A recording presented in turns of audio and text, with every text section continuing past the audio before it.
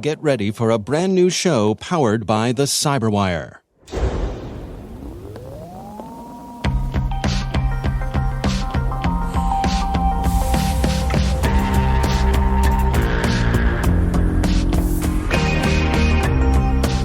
Coming June 1st, this new podcast was created by operational technology cybersecurity experts for the OT community, as well as those wishing to expand their knowledge on ICS threat intelligence and OT security strategies. Get an insider's perspective from OT leaders and operators to bridge the gap between IT and OT cybersecurity in the industrial industry. Tune in to find out who we partner with to bring you this insightful podcast.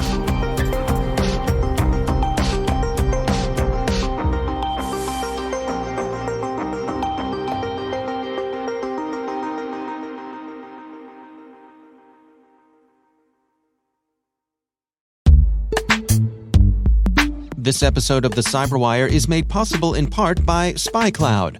Stolen data circulating on the criminal underground is fuel for data breaches, account takeover, ransomware attacks, and online fraud. Your biggest security risk might be a breach or malware infection outside of your control that leaks the data of your users. SpyCloud constantly recaptures and analyzes new data from the criminal underground, powering solutions that proactively protect over 2 billion employees and consumers worldwide. Learn how to make recaptured data your best defense at spycloud.com/cyberwire. That's spycloud.com/cyberwire.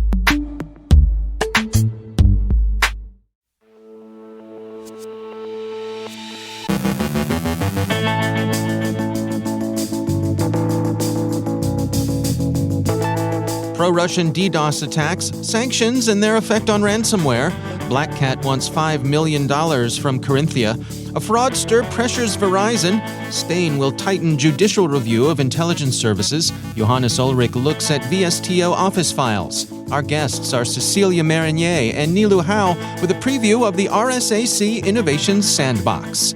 And CISA releases ICS advisories and, with its partners, issues guidelines for evaluating 5G implementation.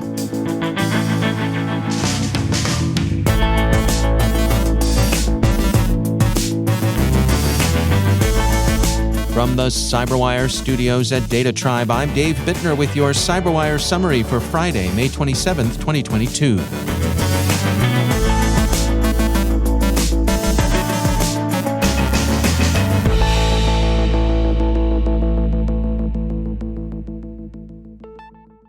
Microsoft cautions in an NPR interview not to dismiss the cyber phases of Russia's hybrid war as inconsequential. There has been no shortage of attempted disruption of Ukrainian networks since shortly before the Russian invasion began. Imperva offers a timeline of distributed denial-of-service attacks conducted in the Russian interest by nominally hacktivist organizations. Killnet is the most notable of those groups. Imperva's timeline shows Killnet's development. The gang first appeared on January 23rd as Russia was preparing its invasion of Ukraine. On the 28th of February, 4 days after the Russian invasion began, Killnet issued a call to arms, seeking to rally hackers in Russia and the Commonwealth of Independent States to the Russian cause. Along with that call was an invitation to subscribe to the Telegram channel of the Cyber Army of Russia, the better to follow Killnet's exploits. Since then, Killnet has conducted various distributed denial-of-service attacks against easily accessible targets of opportunity. On April 20th, the U.S. Cybersecurity and Infrastructure Security Agency included Killnet in a list of Russian criminal groups that posed a potential threat to infrastructure. Hacktivist, privateer, or simply a deniable group operated by Russian intelligence or security services, Killnet's targeting has been varied, but its activities haven't risen above a nuisance level. DDoS is easy to attempt, but it's proving difficult to conduct with significant effect. Ransomware operations appear to be on the way to becoming collateral damage in the sanctions that have been imposed on Russia. CPO magazine, citing recent remarks by NSA Cybersecurity Director Rob Joyce, describes the ways in which controls on bank transfers and other remittance mechanisms have inhibited payments to ransom gangs. They say ransom payments are more difficult to process due to lack of access to assorted banking options and inability to purchase necessary technology to set up the infrastructure for new ransomware campaigns. Collateral damage in this case may be wayward as a description of what's going on, since the effect, while not directly intended, isn't unwelcome either. Call it a side benefit. Call it gravy. The Austrian state of Carinthia, under ransomware attack by the BlackCat gang, also known as ALF-V, and which is a rebranding of DarkSide or Black Matter, since Tuesday, according to Bleeping Computer, has received a ransom demand. BlackCat wants $5 million to restore access to systems its attack disrupted. Carinthian authorities say that its public-facing websites are down and that passport administration, collection of fines, and processing of COVID tests are among the services that have been affected. They've found no evidence that BlackCat succeeded in stealing data, and indeed none of the usual teasers have been posted to the gang's dump site. Carinthia does not intend to pay the ransom, and its services are beginning restoration today. Verizon has confirmed to Vice that a scammer has contacted the phone company with a claim to have accessed sensitive internal data. Specifically, the scammer said they'd obtained an internal corporate employee database, which they threatened to release if they weren't paid a $250,000 bounty. Verizon told Vice, "A fraudster recently contacted us threatening to release readily available employee directory information in exchange for payment from Verizon. We do not believe the fraudster has any sensitive information, and we do not plan to engage with the individual further. As always, we take the security of Verizon data very seriously, and we have strong measures in place to protect our people and systems." The U.S. Cybersecurity and Infrastructure Security Agency has released 2 industrial control system advisories. The AP reports that Spain will increase judicial supervision of its intelligence agencies after investigation revealed abuse of NSO Group intercept tools for domestic surveillance. The AP writes, "The Spanish government will tighten judicial control over the country's intelligence agency," Prime Minister Pedro Sanchez said Thursday, weeks after the agency admitted it had spied on several pro-independent supporters in the region of Catalonia with judicial authorization. The country's National Intelligence Center, or CNI, has been under fire since April after Canada-based digital rights group Citizen Lab alleged that the phones of more than 60 Catalan politicians, lawyers, and activists had been hacked with controversial spyware. The CNI later acknowledged in a closed-door meeting with Spanish lawmakers that it had hacked into the cell phones of some of those politicians. Finally, as U.S. federal agencies move, like other organizations, toward 5G technology, CISA and its partners in the Department of Homeland Security's Science and Technology Directorate and the Office of the Undersecretary of Defense for Research and Engineering have released version 1 of its 5G security evaluation process investigation. It outlines a 5-step process organizations should follow as they implement 5G. Step 1 calls for a use case definition to identify 5G subsystems that are part of the system, component configurations, applications, and interfaces involved in the operation of the system. In Step 2, agencies should define the boundary to identify the technologies and systems requiring assessment and authorization, taking into consideration the ownership and deployment of the products and services that comprise the use case. The third step, after determining the scope of the assessment, is to perform a threat analysis of each 5G subsystem with a view to mitigating the risks associated with it. At Step 4, an agency should consult relevant federal security guidelines and create a catalog of that guidance. And finally, in the 5th step, the agency applies the guidelines, identifies any gaps in security guidance for ways to address them. It seems a common-sense approach with an appropriately bureaucratic bent, but CISA hopes that it will provide an approach that's both uniform and flexible. CISA invites feedback, and the deadline for comment is June 27th.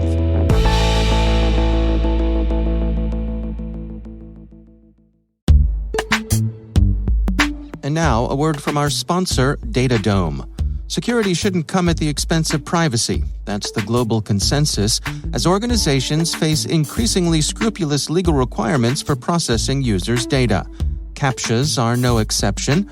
Datadome's CAPTCHA protects customer privacy while keeping all endpoints safe from bots and online fraud. It processes data at the edge, locally, with zero third-party involvement and data retention options to best meet local regulations. Protect your online business with a solution that prioritizes privacy and user experience. Visit datadome.co to get a free threat assessment. That's datadome.co, and we thank Datadome for sponsoring our show.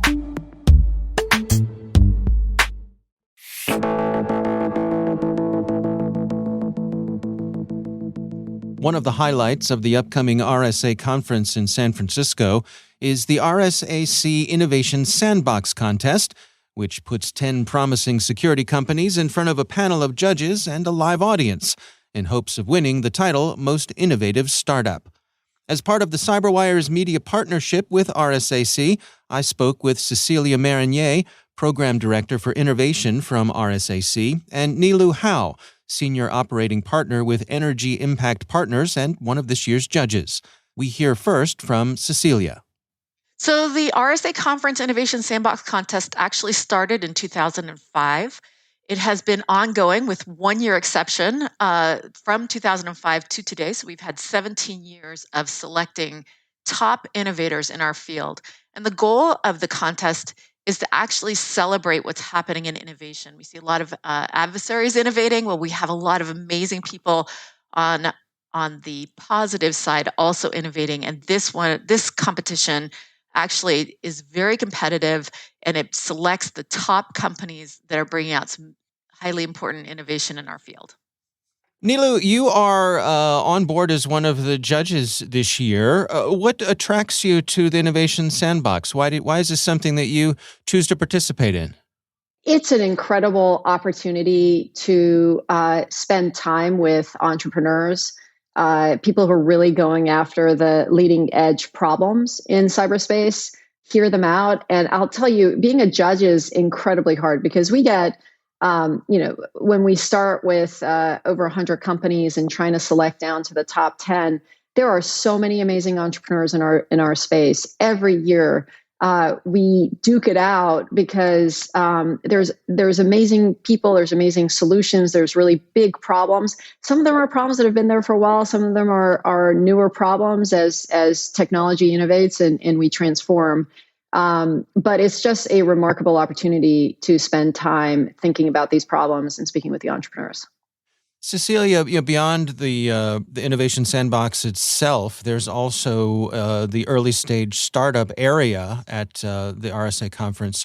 Can you give us some insights on that? So the Early Stage Expo is situated on the second floor in Moscone South, and it will host 35 different companies. They'll have 17 briefing sessions in the space. And it's just a very cool area. It has a lot of companies that are coming from outside the US, which is also really nice to kind of see what the breadth of what's happening outside of our country. But that area is interesting. I would also recommend that the other thing that we're doing on our 365 is this innovation showcase where we partner with venture capitalists and each month celebrate innovation in different parts of the globe. And that's something else people who are interested in innovation should be following. If they want to follow it, it's great. Niloo, I want to give you the last word here. I mean, for folks who are coming to the conference who perhaps have never attended the actual Innovation Sandbox event, make your pitch here. Why is this something in a busy week that they should carve out their time to include on their schedule? We are going to have 10 incredible entrepreneurs that are thinking about leading edge technology issues in the cybersecurity domain. Get on stage, make a fast pitch, get ganged up on by a series of seasoned judges, and they'll get a great sense of what it's like to pitch and to be questioned, and also get a really good broad sense of what's happening in the community. So it's a really fun, fast-paced, high-energy event. It's my favorite event, whether to watch or be a judge or participate in. That's Cecilia Marinier from RSAC and Niloo Howe from Energy Impact Partners. This year's Innovation Sandbox competition takes place Monday, June 6th in Moscone South. There's a lot more to this conversation. If you want to hear more, head on over to CyberWire Pro and sign up for Interview Selects, where you get access to this and many more extended interviews.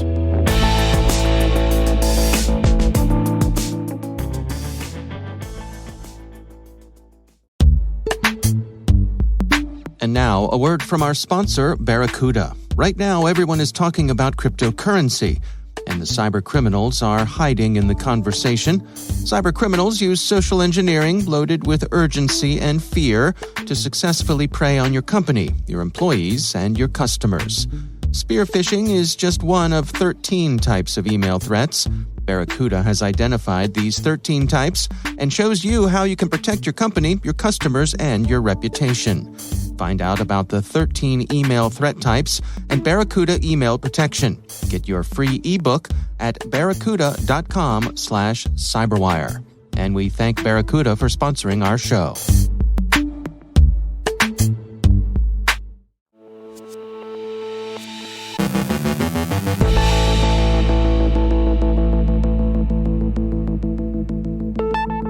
And I'm pleased to be joined once again by Johannes Ullrich. He is the Dean of Research at the SANS Technology Institute and also the host of the ISC Stormcast podcast.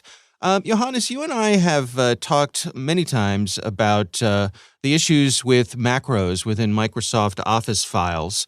I know there's some stuff you've been tracking along these lines lately. Well, what's the latest? Yeah, so macros, of course, are still, I think, the predominant way how malware enters Windows systems these days. But it's getting more difficult. Microsoft made it more difficult to use macros. And some users actually caught on to the idea that whenever they open a macro, their system gets encrypted. So there are some correlations here that show up sometimes. But it turns out that with macros kind of becoming more difficult to use, there are actually some other techniques that people have discussed in the past. Like this goes back to sort of 2018. But now it's sort of getting more steam because it's sort of a replacement for macros, and it is these Visual Studio for Office files, which is sort of a macro. Technically, it's more an add-in to a Word document. What better than receiving a Word document that includes a binary add-in to Office? I can use it every day, when I'm writing reports and things like that. Not really, but because every Word file needs an executable, right? Every Word file needs an executable, yes. And Daniel Skell sort of revived that a little bit and wrote a blog about this recently in April, discussing how to create these documents. As the name implies, you need Visual Studio, so it's a little bit more work than your standard macro. But tools are being developed now to make it easy enough where even an attacker is able to create those documents pretty easily. Now, there are still some restrictions around these documents, like they have to be loaded from the right website, but that's all a matter of actually how you disguise the macro, not macro, I should say, the add-in. And it has some interesting features, like, for example, automatic updates. Where I can send you a little document that may not really look all that malicious, but it will update itself once you open it and basically pull in additional code from a URL that I probably put up with some cloud provider or whatever kids these days like to post their malware. Right. So a way to maybe bypass that, that first look at the file itself. Correct. Bypass that first look. Then the next download will come from a source that you may even have whitelisted, like some Office 365 file share or some Google Cloud service, whatever you may want to use here to deposit a file. It can't really come from anywhere. And the users aren't yet, at least, used to that kind of interaction. So it hasn't really sort of made it into our awareness training. Right now is of a time and this type of attack probably will work best because our defenses aren't ready for it yet. Is this the kind of thing where, similar to macros, that users can disable them by default? They're a little bit more difficult to outright disable, but typically you may see prompts, but that all depends on where you exactly download them from. If I manage to load a document into like a trusted file share or something like this, then things are different. If you are saving it first to your local disk, like if it arrives as an email attachment, then again, different rules apply. So this is something I think it's still open to research exactly how to best defend against this, and also what the exact warnings users will be seeing and when they'll be seeing it. I see. All right. Well, Johannes Ullrich, thanks for joining us.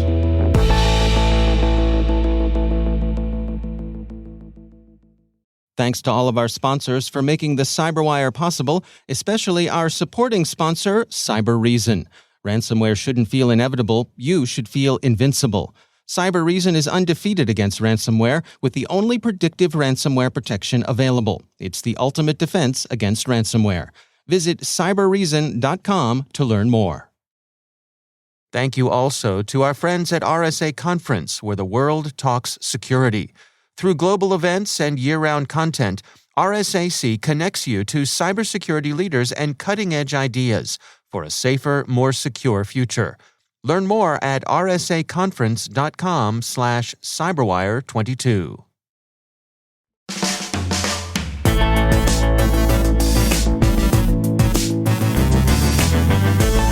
And that's the CyberWire. For links to all of today's stories, check out our daily briefing at thecyberwire.com. Be sure to check out this weekend's Research Saturday and my conversation with Symantec's Dick O'Brien. We're discussing Stonefly. North Korea-linked spying operation continues to hit high-value targets.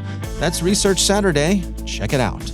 The CyberWire podcast is proudly produced in Maryland out of the startup studios of Data Tribe, where they're co-building the next generation of cybersecurity teams and technologies.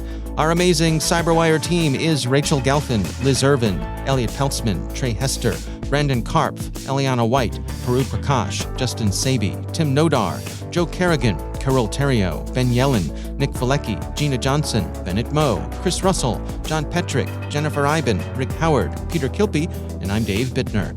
Thanks for listening. We'll see you back here next week.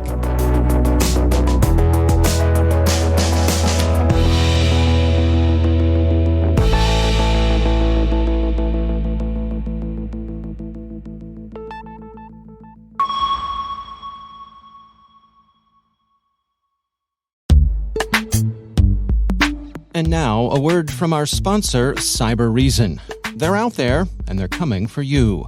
Ransomware attackers, sophisticated criminal armies bringing organizations to their knees and costing companies millions. But ransomware shouldn't feel inevitable. You should feel invincible. Cybereason is undefeated in the fight against ransomware with the only predictive ransomware protection available, automatically stopping attacks before encryption and empowering security teams with full visibility. It's the ultimate protection against ransomware, an AI-powered defense that defeats ransomware at every stage of the attack, stopping today's threats and ready for tomorrow's. True cyber defense designed for true defenders. Because ransomware won't define this era, those who defeat it will. Visit cyberreason.com to learn more.